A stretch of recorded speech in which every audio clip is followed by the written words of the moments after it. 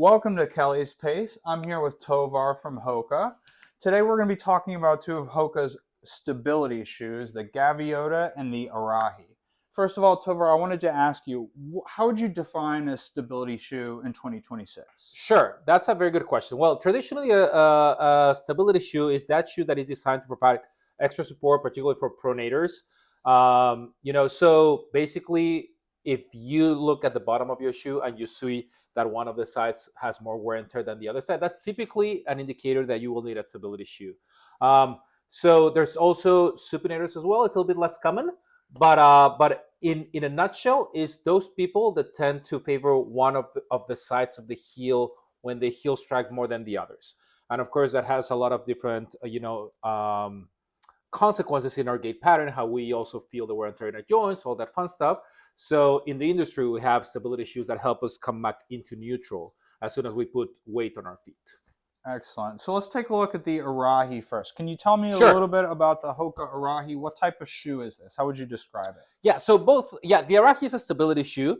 And I guess, to talk about the Arahi, we can also talk a little bit about both, how we target stability in Hoka. So the way we do it is that we have a technology called the H-frame.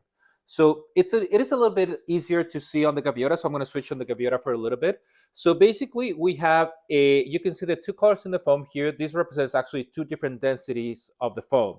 So the one that is against your foot is going to be slightly firmer, and we call it the H-frame because it's exactly shaped like a letter H. So we will have two quote unquote bars that go on the sides of the shoe that are met by a crossbar in the midsection. So this firmer foam creates the stability that I was mentioning, right? So how this works is that the bottom being the softer foam, you have a very soft landing. But as soon as you start to be weight bearing on that heel strike, these act like guarding rails, bringing you back to neutral. So it's a really cool technology because it allows us to have that stability correction that we're looking for, but still having a very soft, cushy feel to the shoe. So that same frame, it's in the Arahi as well. So both of the shoes have the same technology. The Arahi is going to be a little bit more lightweight as well.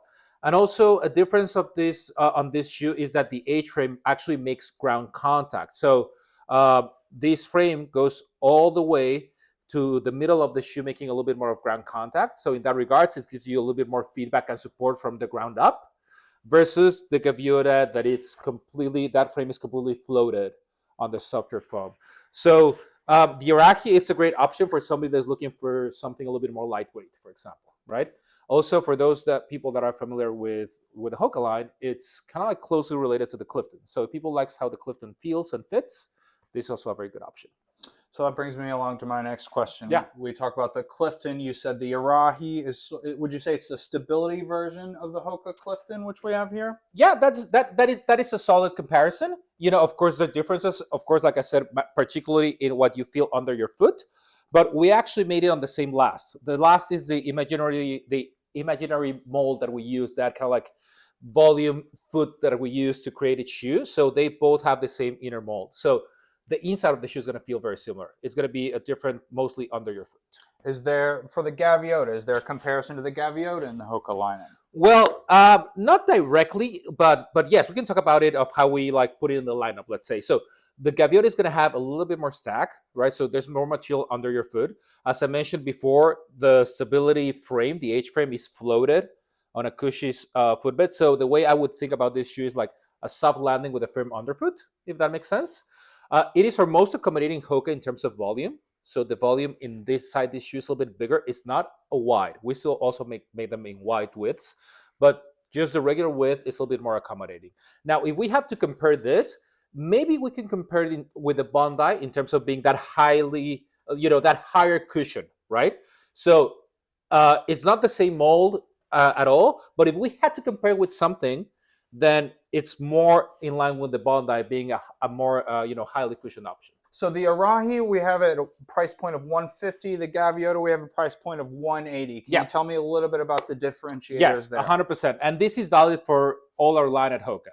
So the price difference usually comes to the amount of materials we put in the shoe. It's a very simple answer. For example, and not to deviate from what we're talking about today, but if we look, for example, behind the wall, we have the the markets are it's our lowest stack daily trader, and it's also one of our most you know budget friendly options. But this is also one of our most premium foams. It's only less expensive because we have less material in it. So it's a similar case with both of these.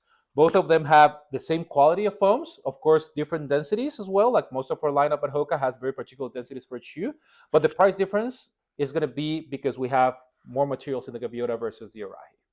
Excellent. Well, thank you so much, Tovar, for being with us today. Of Make course. sure to come on down to Kelley's Pace in Mystic, Connecticut to try on these shoes or anything else from Hoka. If you like this video, please tap the like button and make sure you're subscribed to the channel for more great shoe content to come. Thanks and happy running.